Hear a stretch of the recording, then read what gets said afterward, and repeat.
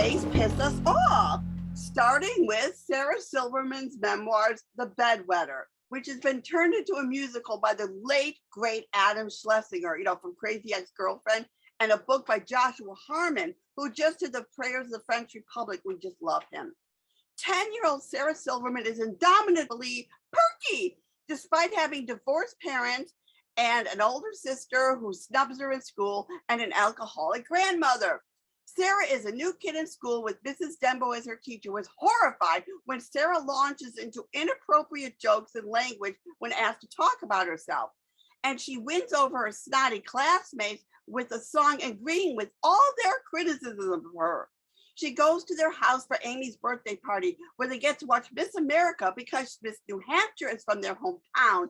Then it horribly turns into a sleepover. She's in a panic. She knows she will wet the bed if she falls asleep. Her family tried to help her by taking her to a hypnotist. Will she be able to stay awake and keep this terrible secret from the ridicule it will produce if her friends in the school find out? Well, this was just so wonderful, and the music was brilliant, and the acting was splendid, and I was going a lot more on Facebook, but this is for you will, this is the most endearing, wonderful, uplifting, wonderful show. I'd really give it a major happy face. Will Arbery's Corsicana is a quirky play set in Corsicana, Texas, where two half-siblings, Ginny and Christopher, are having a hard time adjusting to life after the death of their mother. Their major support system is an older woman named Justice, who is their mother's best friend, and she seems to take care of almost everybody in the town, as well as being town librarian.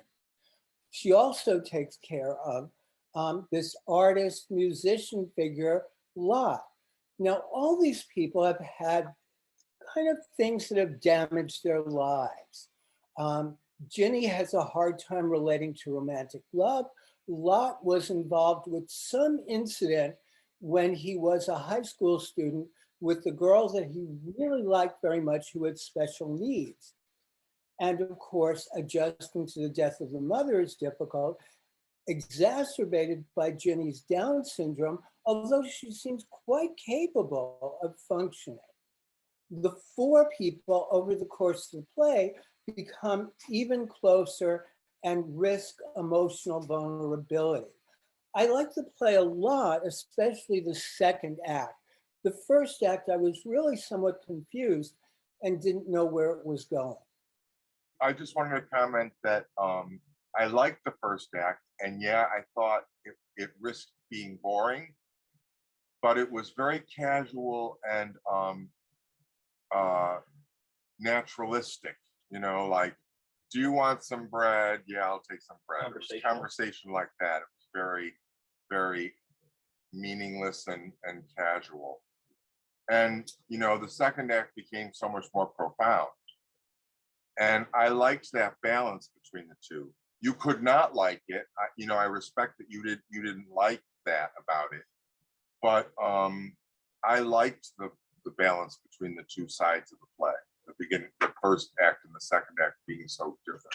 Yeah, I also want to say about the extreme naturalism, they have an incredibly gifted cast who superbly handled that, led by Tony Award winner Deirdre OConnell, who handles these kind of characters brilliantly. She makes you believe in all their quirks. And it seems like she's not even acting, like she's just existing on stage. She's a real miracle. I just want to emphasize that I thought all four characters were 100% there, and they became the character they were playing. And they were all marvelous. They were all really amazing. And, there's so much reason to go see this show.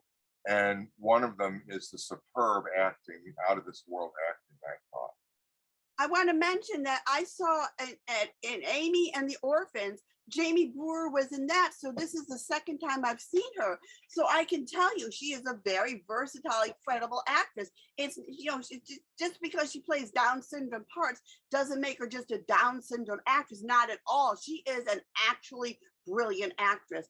And Will Dagger, who was so incredible in Antelope Party, he does these quirky parts so well. I think it's because of he's got this wonderful voice. I love his voice.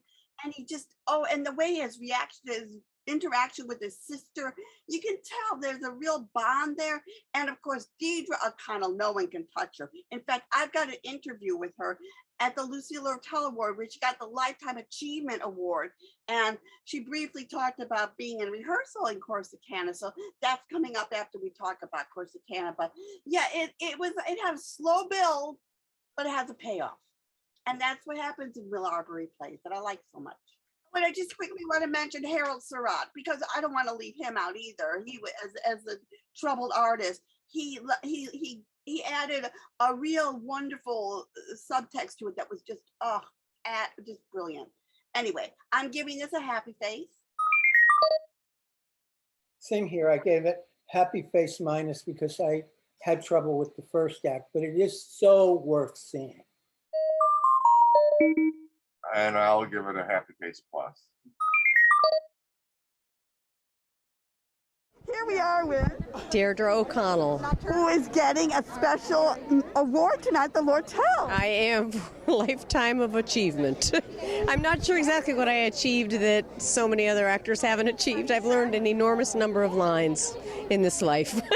Well, you've also picked up quite a following, I can tell you, because, I mean, me and my co-host, it's like, we don't care what you're doing. Oh my God, Deidre O'Connell's in it. We are seeing it. We don't care. We'll go to the end of the word because you are so damn good. Oh, thank you so much. That means so much to me. That's amazing. Thank you very much. So you just finished doing Dana H again on Broadway. Yeah. So what was it like doing it like Vineyard and then Broadway?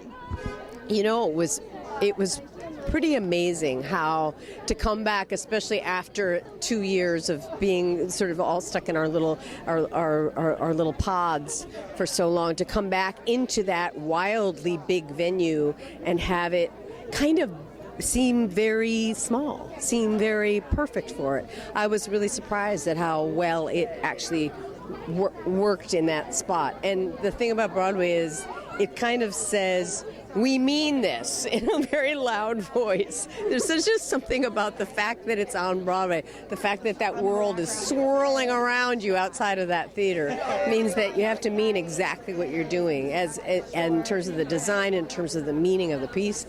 So it made us have to realize that we did mean it. So what's next for you? I am right now working on Corsicana, which is a play by Will Arbery that we're doing at Playwrights Horizons. And we're in rehearsal right now. And then in the fall, I'm going to do Sarah Ruhl's new play called Becky Nurse of Salem at Lincoln Center. Wow, you're doing all my favorite playwrights. Yeah, I'm having a really lucky moment with those playwrights, I got to say. Congratulations and congratulations. Thank you very much. Thank you. Richard J. Love's Soft is set in a sort of boarding school correctional institution that's a softer prison for troubled young men. And the main character, Mr. Isaiah, is a fairly new teacher who also had troubled youth. And he really reaches his students by getting them to write essays on Othello, in which they identify with Othello because they're all Black characters and they feel alienated just like Othello was. He also gets them to examine what the N-word really means to them. Now, things become rather problematic when something happens to the best student in the class. And that kind of makes things fall apart, but Mr. Isaiah is really trying to write out the situation and win over the students again and get them back on track. I felt there was a little bit of trouble in the way his boss, the director of the institution, was written, because at some moments he seems to be criticizing Mr. Isaiah and thinking that he won't be able to be a really good teacher. And other times he seems to be really supportive. Well, that's because something happened to him where he was like Mr. Isaiah, and then something happened to him that changed the way he is. And to survive in this kind of work, you can't get involved because it's just too much emotion otherwise. But the acting, again, the acting of these kids you really believed them. You didn't even think you were watching a play, and it was such a subject matter that isn't dealt with enough. So I just thought this was incredible at all, and that way he portrayed all the different ways soft can be used was really good. The way it was running through the play, how we, sometimes people use the title and bludgeon you over the head, but he showed you all the different facets of soft. This was such a well done play, so I'm giving another happy face. I agree. I gave it a happy face as well. Arlekin's Zero G Virtual Theater Lab, in association with the Cherry Orchard Festival Foundation, is back with the Orchards live now. I mean, we saw it twice online, and now it's live. Baryshnikov played Chekhov as he was dying and writing his last play, The Cherry Orchard. And now that it's live, he's playing Furs, the old servant, and he's got this Popeye mutter, and he's just so, you just want to hug him. It's the doomed story. It's The Cherry Orchard by Chekhov, which is basically the doomed story of an aristocratic family crumbling before our eyes as they ignore all effort to save them, literally comes to life by this fine ensemble of supremely talented actors. They even have a signing actor, John McGinty. He's a clever choice, as the people who can hear don't listen, and the ones who can't are valiantly trying to get their points across. Best of all is Baryshnikov, whose sole function is to look after his master and make sure he dresses warmly. He shuffles about in his graceful manner, muttering like Popeye and being quite endearing to one and all. It is fitting that online he plays a dying Chekhov, while on stage he is a forgotten man. Writers worry about their place in the world, and servants worry about just keeping their place. Whatever version this comes in the future, I will be there, as it always presents new insights. This is amazing. I also want to give a shout out to Jessica Hecht, who plays really the main character and who's led a kind of dissolute life compared to what other people's standards are. And it's very much about her losing her whole home and whatever chance of happiness she felt she had. And Jessica Hecht is so wonderful at playing these characters who often seem a bit distracted, and their mind is living elsewhere in their own memories and consciousness. And I want to say that I didn't really like the virtual experience of this at all, with its sort of game playing and scrambled structure. But I did like that they kept this sort of robot-like presence in this, especially the robot dog, who is wonderful, and that they have added sort of fancy visual imagery of falling blossoms sort of covering the front of your visual field and the floor carpeted with these blue blossoms. It's a very cleverly designed play, and there's a lot of movement in it, which makes sense for the Baryshnikov Art Center. And it really gives a sense of the kind of separation of these characters from reality by withdrawing into a world in which they're just dancing around and oblivious to everything around them. This play was messy in a certain sense, but it opened a whole new world for me. It was life-changing. I think it's a work of a genius. Igor Guliak both conceived it and directed it. And by the way, his wife is in it also. His characters, Chekhov's characters, are usually bored, sometimes frivolous, often laughable, and they're stuck in their lives, but they're daydreaming about a better world. And his plays have a limited depth. One character says, and I love this, "Such a beautiful day today. I don't know if I should drink a cup of tea or hang myself." And that is what Chekhov is about. In a letter that he writes to his sister, he writes, "One must be prepared for anything, consider everything to be essential, sad as that may be." It was obvious that he was attracted to Jessica heck, she had to push him away a couple of times. He would have liked to have the mistress come with the orchard. Furs ends his last words when everyone leaves. He turns to the camera and says, "Somehow life passed me by, somehow. I never lived it," which was very, very, very sad. But, you know, he was dying of tuberculosis, as was Chekhov when he was writing this play. Well, here we are with a guest that I'm so excited to talk to, Melissa Anelli from Mischief Management, because Broadwaycon is back and it's live. Last time we talked last year, it was still online, but now it's live. It's going to be at the New Yorker Hotel. It's going to be July 8th, 9th, and 10th. And I'm curious, just to start off, it started off in January. I think you tried it once in September, and now it's in July. How do you pick which month to do These days, it? it's whatever we can make happen because of the pandemic. Because what happened is that everybody postponed all their events everywhere. And then as people start to have the events again, you have 3 or 4 things vying for the same slot. So it's really become a matter of when can we do it? So we had it originally planned for February of 2022. And then as Omicron was raging, we talked to the venue about moving it out, and so they thankfully allowed us to, and now we're at the New Yorker Hotel and the Manhattan Theater Center, which is right next door. And you've got some really wonderful stuff coming up, like restaging original productions, The Lightning Thief, Olympus to Broadway. You had the Broadway podcast, Beetlejuice Returns, Life of Mary Rogers, Origins of New York City Theater, because you do history as well. Broadway Women on the Rise, which is really important right now. Celebrating Black actors, because you've always done diverse topics. And of course, you have to do a tribute to Paul Giammagnani and Sondheim's musical legacy. And there's a fascination with flops, which I really want to see because I love flops. You even talk about TikTok and coming up kite Yes. runners. And that's just a few. You've got how many different events coming? Like more than 100. More than 100. That's how we do it. People feel like there could never be enough that they want to see that they could get to.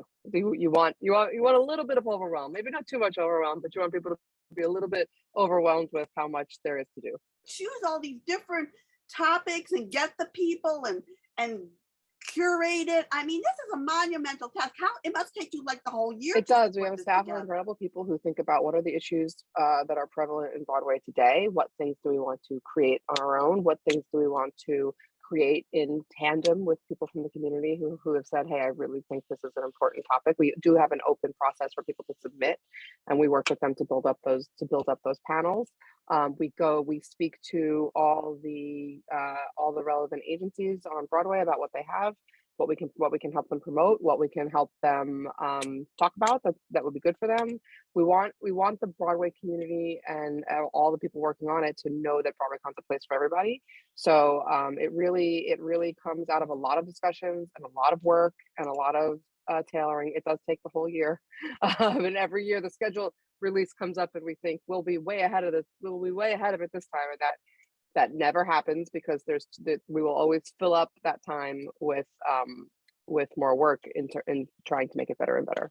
We want to be supportive for not just the fans, but for the people working in the shows themselves as well. Yeah, because you just generate buzz about past theater, present theater, future theater. And are you going to have old reliable standbys like the Family Feud? Yes, we're working on the details of all of that now that always comes together at the end. Party Line, Family Feud, karaoke, not karaoke, the jukebox is what we call it, and a couple of last minute things as well that we're trying to get together to announce. And so there'll be some surprises. Yes, definitely, always. And then we have our first look presentation, which is one of my favorite things that we do when we preview and showcase everything that's on Broadway right now or coming to Broadway shortly. I've been sort of trying to expand it as we go, because there are precious few opportunities for shows to just flat out promote themselves in a place where a lot of the community is watching.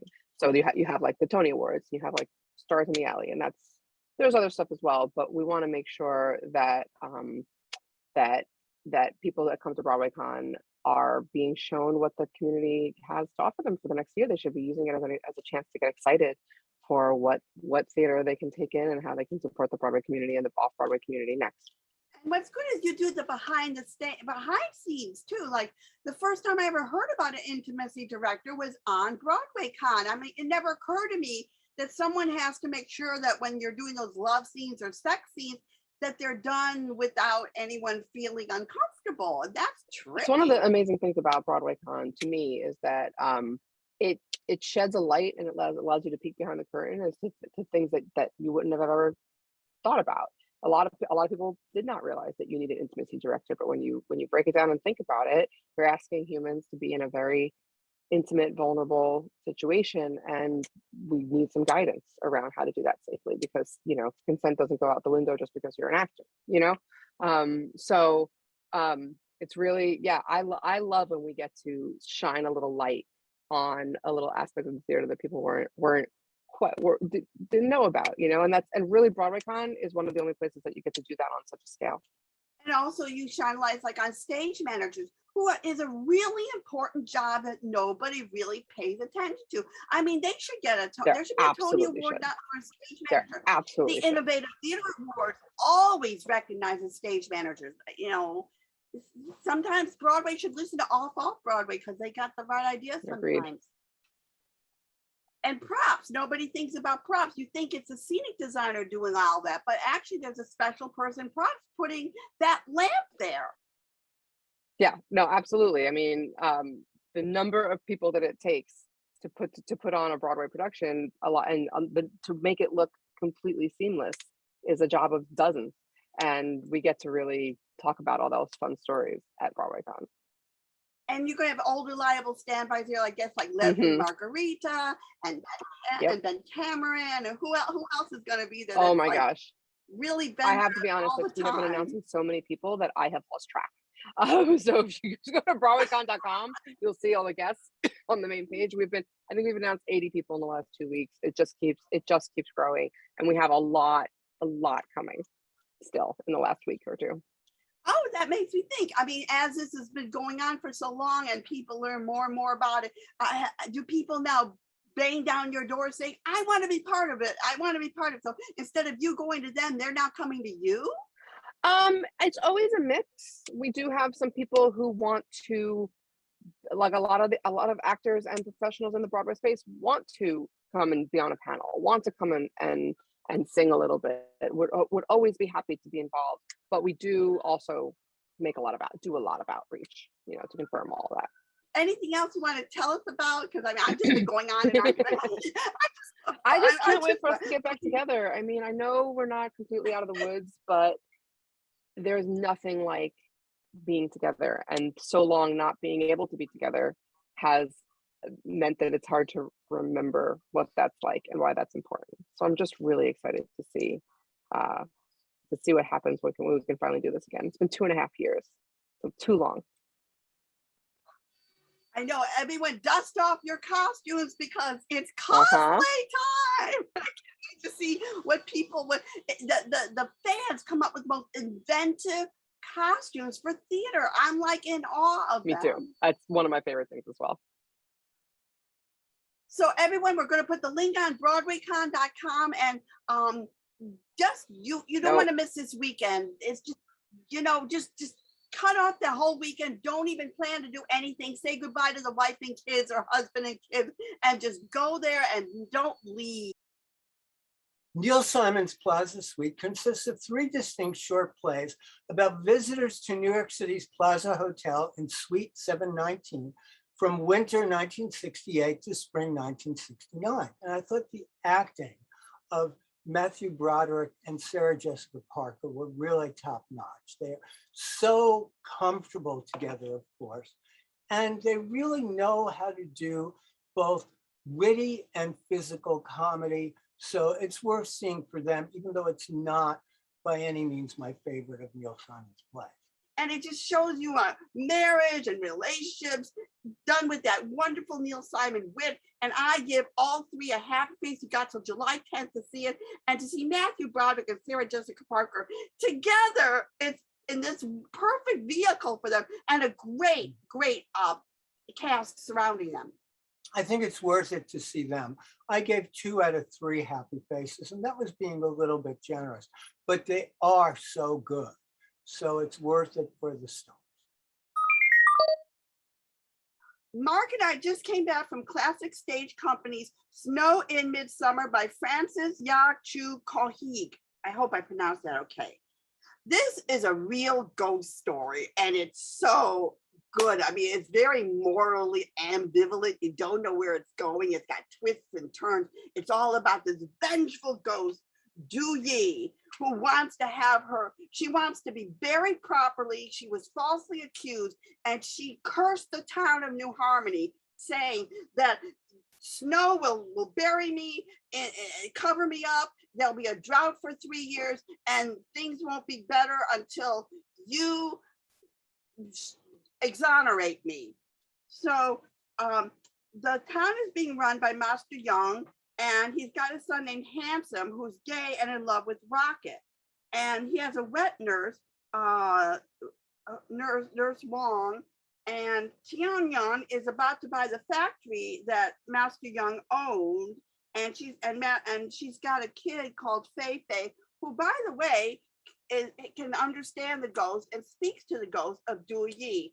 So we see Du Yi trying to get justice for herself, and Fei Fei, the little girl, trying to get her mother to do the to help her get justice for this ghost. And just watching what happens, the twists and turns of the story. And this is my kind of story. So I was just riveted and crying and just mesmerized by the whole thing. I love this. Well, I didn't really care for it much at all. I did like all the melodramatic revelations that came of the second act, which I enjoyed much more than the first. But all they have to do is find out who really killed Master Young and exonerate Du Yi, and everyone can live happily ever after. Or can they? Well, I think what's really important about this play is the theme of happiness and how individual happiness is blind to the needs of the community and to what's better for others. And in almost every case, except for the innocent Du Yi, that search for personal happiness has led to disaster. Agreed. Happy face. Mixed faces for me.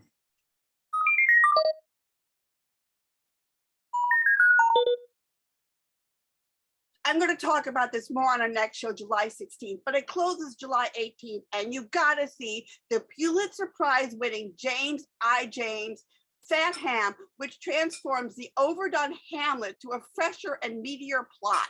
So like I said, our next show is July 16th with Broadway Alliance Awards. Oh, so much. But anyway, see you July 16th, and happy 4th of July.